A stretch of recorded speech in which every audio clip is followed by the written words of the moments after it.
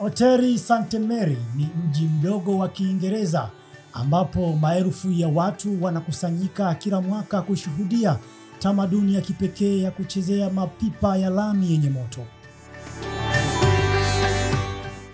Kutana na Louis Snow, mchezaji hodari wa mapipa ambaye amekuwa akibeba mapipa yanayowaka katikati ya umati wa watu.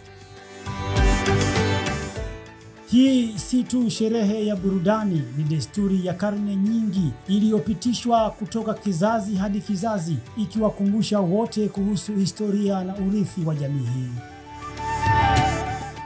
Angalia kwa makini jinsi mapipa yanavyowaka na kusogea kwenye mitaa. Ni tukio linaloonyesha ushujaa, umakini na heshima kwa mila. Kwa kweli, Hoteli St. Mary inakumbushia kila mshiriki thamani ya ushirikiano wa jamii na hifadhi ya tamaduni.